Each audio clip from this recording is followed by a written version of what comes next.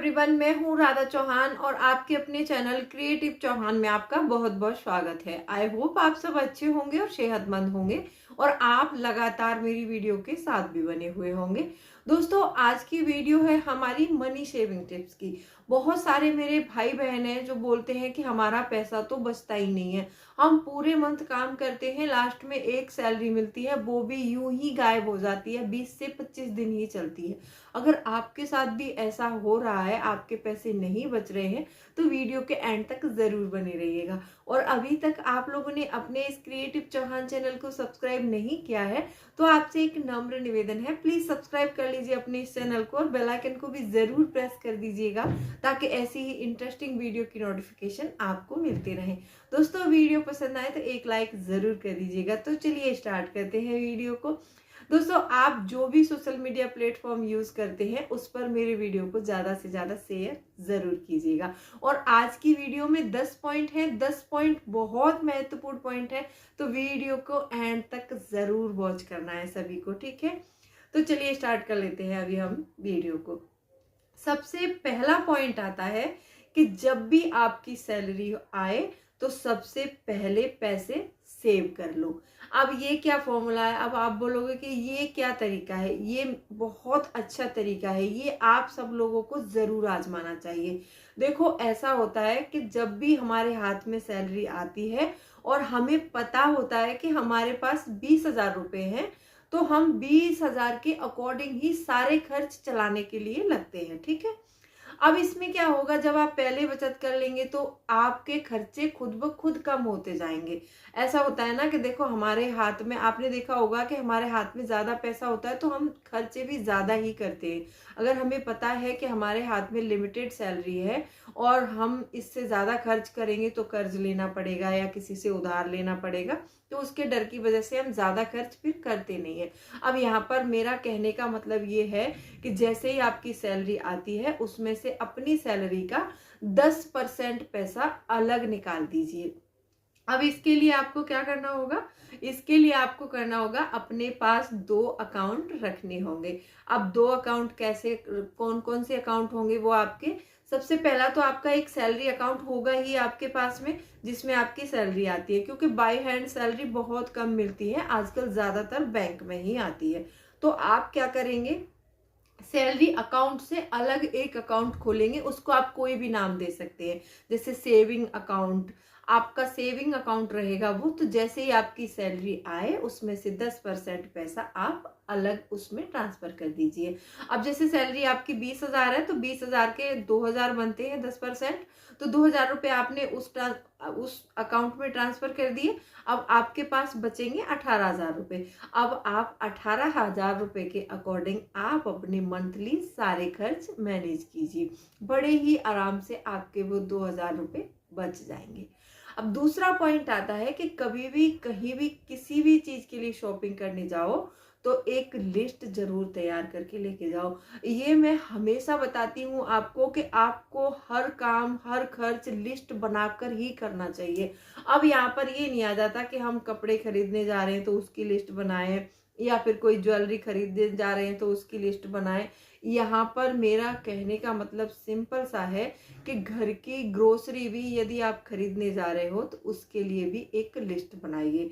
यदि आप मार्केट जा रहे हो, आपको पता है कि मुझे बहुत सारी शॉपिंग करनी है घर के लिए, बच्चों के लिए कपड़े लेने हैं, त्योहार का सामान लेना है, फ्रूट्स लेने हैं, सब्जियां लेनी है। ऐसा होता है ना कि हम लोग कभी एक दिन, वीक में एक दिन जाते हैं तो सारा सामान खरीद कर लाना होता है। तो वीक में एक दिन बैठकर हमें अपनी लिस्ट प्रिपेयर करनी चाहिए। उससे क्या होता है कि हमारे टाइम की भी बचत होती है और हमारे पैसे की भी बचत होती है। क्योंकि ऐसा होता है ना कि कभी कभी हम मॉल में निकल गए, जैसे मान लो किसी बड़े मॉल में निकल गए, और आपने देखा होगा कि हम सामान, अगर हमारे पास लिस्ट होती है तो हम उस लिस्ट के अकॉर्डिंग सारा सामान खरीदते हैं। अगर हमारे पास कोई लिस्ट नहीं है, कुछ भी हमें पता नहीं है कि हम क्या लेने आए थे, क्या नहीं लेने आए थे, ऐसे ही चले गए हैं रैंडमली, तो हम बहुत सारा ऐसा सामान उठा कर लाते हैं जिसकी हमको नीड नहीं होती है और हमारा पैसा वहां पर दिखाने के चक्कर में सारा खर्च हो जाता है। अब ये दिखाने की बात मैं क्यों कह रही हूँ क्योंकि हमने बाहर से, वहां पर क्या होता है कि आपने देखा होगा कि मॉल में जाते ही हमें टोकरी थमा दी जाती है हमारे हाथ में। अब उस टोकरी को हम खाली लेके घूमेंगे तो हमें भी शर्म आती है, ये सोचते हैं कि सब क्या कहेंगे कि देखो टोकरी लेके घूम रहे लेकिन सामान नहीं है। तो उसके चक्कर में हम बहुत सामान भर लेते हैं अपनी टोकरी में। जब बिल वहां पर हमारा कटता है तब हमें पता चलता है कि हमारे 10,000 रुपये बिना किसी मतलब के, बिना किसी बात के ही खर्च हो चुके हैं। तो आपने ऐसा नहीं करना है। सबसे पहली बात आप ये भी याद रखिए कि घर की ग्रोसरी की शॉपिंग करने के लिए जा रहे हैं तो आप एक लोकल मार्केट जाइए, आपको मॉल जाने की कोई ज़रूरत नहीं है, ठीक है। अगर आप ये तरीका आजमाएंगे तो आपके पैसे ज़रूर बचेंगे। तीसरा पॉइंट आता है कि आपको उपवास रखना चाहिए। अब आप बोलोगे कि आपने ये क्या बोल दिया, मैंने ये इसलिए बोल दिया है, मैं आपको भूखा रहने के लिए बिल्कुल सलाह नहीं दे रही हूँ। आपको पैसों का उपवास रखना है। अब इसमें आपके रोजमर्रा के काम है वो चलते रहेंगे, उनको आपने मतलब वो कम नहीं करना है, उनको कंटिन्यू रखना है, ठीक है। क्योंकि देखो घर गृहस्थी के खर्च होते हैं, बच्चों के खर्च होते हैं, वो तो हमें चलाने पड़ेंगे। लेकिन हम जो एक्स्ट्रा खर्च करते हैं, जैसे हमारी स्मोकिंग की आदत, किसी किसी में देखो, मैं ये नहीं कह रही हूँ कि यहाँ पर हर कोई पीता है, लेकिन कोई स्मोक करता है, कोई चाय का शौकीन है, कोई कॉफी का शौकीन है, कोई बाहर खाने का शौकीन है। कुछ लोग तो ऐसे होते हैं कि ऑफिस जा रहे हैं, उनका बिना बाहर का खाना खाए शुरू ही नहीं होता है दिन। तो आपने ये ध्यान रखना है कि आज मुझे बाहर का खाना नहीं खाना है, घर से टिफिन कैरी करना है। दूसरी बात, जब भी आप कहीं ऑफिस में वर्क कर रहे हैं या फिर कहीं भी काम कर रहे हैं, वहां पर आपको चाय कॉफी पीने की बहुत ज्यादा आदत है, तो उस दिन आपने वो अपनी चाय कॉफी कट करनी है। और आपका ऑफिस नजदीक है, ज्यादा दूर नहीं है, तो आप प्राइवेट व्हीकल से या फिर अपने व्हीकल से ना जाके आप वॉक कर कर भी जा सकते हैं, या यदि वॉकिंग डिस्टेंस में है आपका ऑफिस। तो ऐसे करके आप मंथ में यदि ये करते हैं तो आपके पैसे जरूर बचेंगे। अब यहाँ पर चौथा पॉइंट आता है कि अपने घर का हिसाब किताब जरूर रखिए, अपने घर खर्च का हिसाब किताब जरूर रखिए। बहुत सारे लोग ऐसे होते हैं कि घर खर्च का हिसाब किताब नहीं रखते। वो बोलते हैं क्या हिसाब किताब रखना, पैसे तो खर्च जहाँ होने हैं वहां होने ही हैं। ये बात मैं भी मानती हूँ कि पैसे जहाँ खर्च हो रहे हैं वहां होने हैं, लेकिन हम हिसाब किताब रखें कि कितनी इस महीने की हमारी कमाई है, कितना हमारा खर्च है, कितना पैसा हमने ऐसी चीजों पर खर्च कर दिया जो हमें नहीं करना चाहिए था। यदि ये सारी चीजें हम पता करें और बैलेंस बना के चलें तो पैसे जरूर बचा सकते हैं। पांचवा पॉइंट ये आता है कि जब भी कभी भी बाहर निकलो तो कैश का यूज ज्यादा से ज्यादा करो। देखो आजकल हम क्या करते हैं कि बहुत ज्यादा क्रेडिट कार्ड का यूज करते हैं, और आपने देखा होगा लगभग आज के समय में 90% लोगों के पास क्रेडिट कार्ड आपको मिल जाएगा। क्योंकि ऐसा होता है ना, क्रेडिट कार्ड का कर्ज हमें लगता है कि ये बहुत आसानी से मिल जाता है। ऐसा होता है कि कंपनी वाले आते हैं और हमें क्रेडिट कार्ड थमा के चले जाते हैं। अब ये नहीं पता है आपको कि इस क्रेडिट कार्ड से हमारे कितने सारे खर्चे बढ़ने वाले हैं, क्योंकि हमने पैसा तुरंत में तो देना नहीं है। हमें क्या लगता है कि चलो आज हम खर्च कर लेते हैं, जब भी सैलरी आएगी तो हम पैसा भर देंगे। जब सैलरी आती है तो सारा बिल तो आपका क्रेडिट कार्ड में भर गया, वो सारा पैसा तो आपका क्रेडिट कार्ड के बिल में भर गया। अब आप मंथ में फिर उसमें और कर्ज करते जाते हैं और कर्ज करते जाते हैं, ऐसे ही कर्ज जाल में फंस जाते हैं। हाँ, आप यहाँ पर क्रेडिट कार्ड की जगह यूपीआई का ऑप्शन चुन सकते हैं। यूपीआई पेमेंट यदि आप करते हैं तो वो ठीक है, कोई दिक्कत नहीं है। हमको पता रहता है कि हमारे अकाउंट में इतने पैसे हैं और इतने हमने खर्च कर चुके हैं और इतना ही पैसा हमारे पास बचा है, तो हमें उसे लिमिट के हिसाब से करना होगा। क्योंकि आजकल ऐसा हो गया है कि हर जगह कैश चलता भी नहीं है और हर जगह यूपीआई की भी सुविधा उपलब्ध नहीं है, ठीक है। तो यूपीआई से भी कर सकते हैं, और आप कैश का यूज, मेरे हिसाब से तो ज्यादा से ज्यादा कैश का यूज करेंगे तो आपका पैसा कम से कम खर्च होगा। अब यहाँ पर पांचवा पॉइंट ये आता है कि कभी भी कहीं भी रैंडमली कोई चीज परचेस नहीं करनी है। आपने आपने देखा होगा कि हम कभी भी कहीं भी मार्केट जाते हैं तो रैंडम कोई चीज परचेस कर लेते हैं। अब सारी सैलरी तो हमारी यहाँ पर 30,000 या 25,000 है। अब वहां पर हमने 5,000 रुपए की एक पहले वीक सैलरी आई हमारी और हमने 5-6 हजार रुपए ऐसे ही खर्च कर दिए। अब तो पूरे महीने में 4 वीक होते हैं, तो 4 वीक हम कैसे चलाएंगे। तो अपने पैसे को कहीं भी खर्च करो, सोच समझ कर खर्च करो क्या ये खर्च मेरे लिए इतना ज़रूरी है कि इसको मैं नहीं करूँगा तो मेरा काम नहीं चलेगा, या फिर कोई ऐसा खर्च है कि जिसको किए बिना मेरा काम चल सकता है, तो वहाँ पर आपको वो खर्च जो है रोक देना चाहिए। एक पॉइंट ये भी आता है, ये हमारा 7वां पॉइंट है कि कभी भी यार दोस्तों के साथ में ज्यादा मतलब दिखावा करने की जरूरत नहीं है। कभी कभी आपने ऐसा देखा होगा कि जैसे ही पेमेंट आती है और यार दोस्तों के फोन आने शुरू हो जाते हैं, चल रहा है आज यहाँ पार्टी करते हैं, वहां पार्टी करते हैं, और वो आपकी सैलरी सारी उन खर्चों में चली जाती है। फिर आप बाद में रिग्रेट करते हैं। वहां पर तो आप क्या करते हैं पता है, आप ये इसमें हम ये ऐड भी कर सकते हैं कि जब भी आप दोस्तों के साथ बाहर पार्टी करने जा रहे हैं या कुछ ऐसा काम करने जा रहे हैं कि जैसे वहां पर पैसा खर्च करना पड़ेगा, तो जैसे 4 लोग हैं तो आप उसमें कंट्रीब्यूट करके खर्च कीजिएगा। जैसे 4 लोगों ने किसी होटल में, होता है देखो, आजकल मैं ये नहीं कह रही हूँ कि अपनी दोस्तों को छोड़ दो या फिर कुछ कर दो पैसे के लिए, ऐसा नहीं करना है।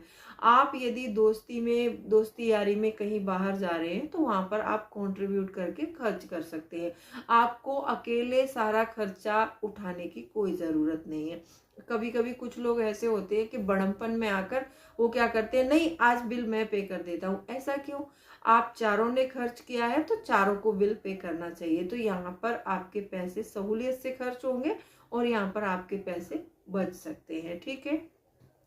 8वां पॉइंट आता है कि हर समय सेल में जाने की जिद नहीं होनी चाहिए हमारे अंदर। कभी आपने देखा होगा कि ये आदत ज्यादातर महिलाओं के अंदर होती है, और ये वीडियो पुरुष और महिला दोनों के लिए उपयोगी है। मैं दोनों के लिए ही बता रही हूँ इसको। ठीक है।